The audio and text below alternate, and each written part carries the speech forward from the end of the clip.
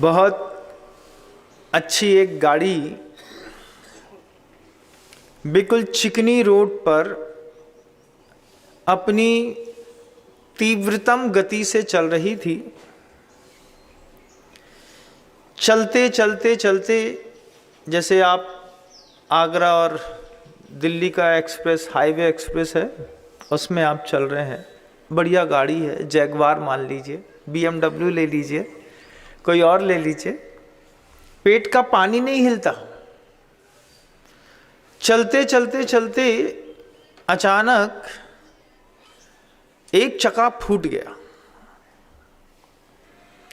एक चक्का फूटा और गाड़ी, पूरी की पूरी गाड़ी लड़खड़ा करके, स्पीड में तो थी ही, किसी भी डिवाइडर से या पेड़ से या किसी और चीज़ से टकराई और अंदर सब चकनाचूर हो गया। जब एक्सीडेंट होने के बाद उसको ऑब्जर्वेशन में डाला, देखा तो बहुत थोड़ी सी मिस्टेक सामने आई कि दो चक्के के बीच में एक अलाइनमेंट होता है। टाइम टू टाइम 15-25 दिनों में उसको चेक करते रहना पड़ता है, नहीं तो गाड़ी चलाते चलाते आदमी जो ड्राइवर होते हैं उनके हैंडल में उनको पता चलता है कि गाड़ी का हैंडल धीरे धीरे फ्री होने लगा है। तो सीधी गाड़ी चलाते चलाते भी आपने कभी देखा हो कि जो ड्राइवर होते हैं वो बार बार हैंडल ऐसा ऐसा ऐसा ऐसा करते रहते हैं। एक सीधी गाड़ी, अब चक्के सीधे हैं, रोड सीधी है तो सीधे चलाओ, बार बार क्यों हिला रहे हो? हिलाना पड़ती है, कभी थोड़ी सी इधर कभी थोड़ी सी इधर, तब जाकर के गाड़ी सीधी चलती है। लास्ट में पता चला कि इस गाड़ी का अलाइनमेंट जो था, दोनों चक्कों के बीच का जो लयबद्धता थी, वो लयबद्धता टूट गई और लयबद्धता टूटने के कारण वो पूरी की पूरी जो गाड़ी है वो आज नहीं तो कल, कल नहीं तो परसों अगर स्पीड पे चलेगी तो एक्सीडेंट निश्चित है होना है। ये बात गुरुजी ने भोपाल से, जब हम लोग जबलपुर से हम लोग नेमावर आ रहे थे तो रास्ते में कही। रास्ते में एक्सीडेंट होकर के गाड़ी जो है पेड़ से टकरा करके चकनाचूर होकर के पड़ी थी। गुरुजी ने देखा, देखने के बाद पूछा कि क्या हो गया, तो वो जवाब मिला हम लोगों को कि पहली बार की चक्के के अगले जो चक्के होते हैं आगे के, उसमें अलाइनमेंट सेट कराना पड़ता है। अगर उसकी दोनों की अलाइनमेंट एक जैसा नहीं है तो लयबद्धता की कमी के कारण कुछ भी टूट सकता है। लयबद्धता की कमी के कारण आपका दुश्मन टूट सकता है। दुश्मन जिस तरीके से लयबद्ध तरीके से काम कर रहा है, उसकी लयबद्धता को एक बार तोड़ दो, बस एक बार उसके दिमाग में कंफ्यूजन क्रिएट कर दो तो आपका दुश्मन टूट जाएगा। पहले के ज़माने में होता था ना, दुश्मन को छद्म रूप से प्रभावित करते थे, उसको शंका हो जाती थी कि शत्रु 2 हैं कि 2000, और एक बार आदमी का अंदर से मोटिवेशन के रूप में दुश्मन की लयबद्धता टूटी तो दुश्मन का गिरना पक्का है। एक बार अपने ही घर की लयबद्धता टूटी तो घर का गिरना भी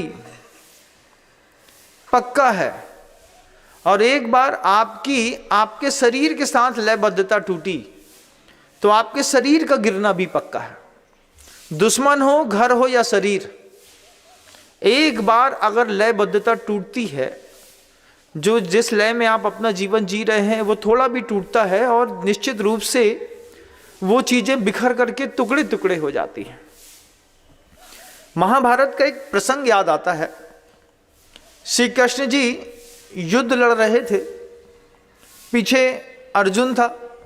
उनके तो कसम थी कि हम इस पूरे युद्ध में एक भी शस्त्र नहीं उठाएंगे, और लगातार कृष्ण जी एक चीज देखते थे कि जितने और रथी हैं उन सारे के सारे रथियों के घोड़े 1-1.5 घंटे चलते थे, 1.5 घंटे 1 घंटे चलते और घायल हो जाते।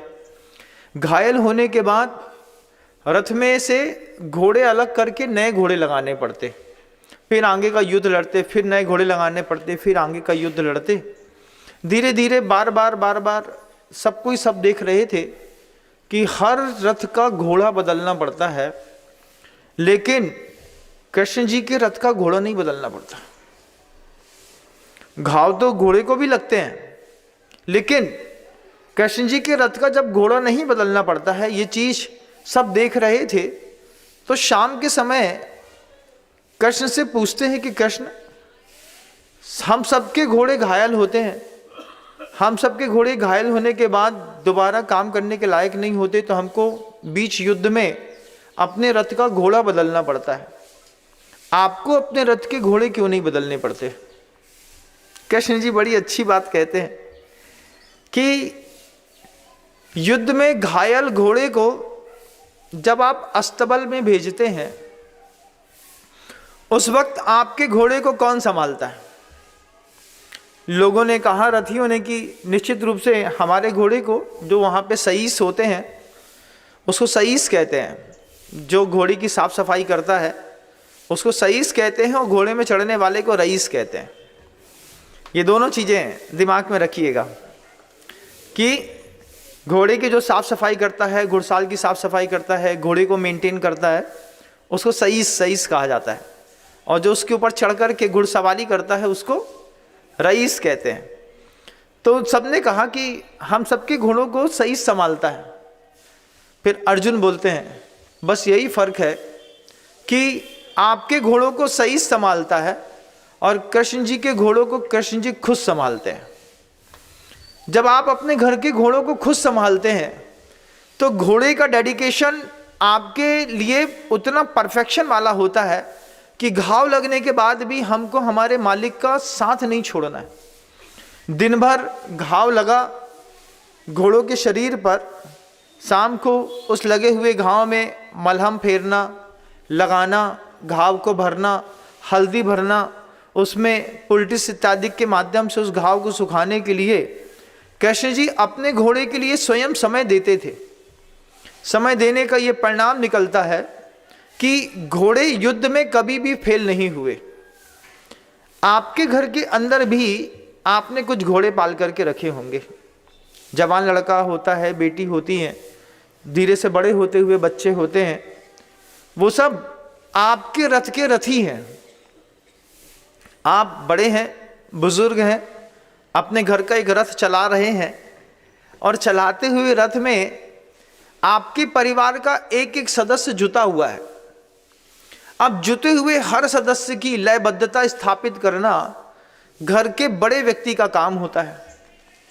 एक एक घोड़े को या तो पड़ोसी संभाल ले या आप खुद संभाल ले। तो मुझे आप सब बताइए कि आपके घर के जो जवान घोड़े हैं या जवान होते हुए घोड़े हैं या आपके घर के अंदर के बच्चे जैसे घोड़े हैं, इन घोड़ों को संभालता कौन है? जय जिनेंद्र, अगर आपको मेरी वीडियो अच्छी लगती है तो प्लीज़ मेरे चैनल को सब्सक्राइब करिए, लाइक करिए, शेयर करिए। इसी तरह से अपना प्यार मुझे देते रहिए।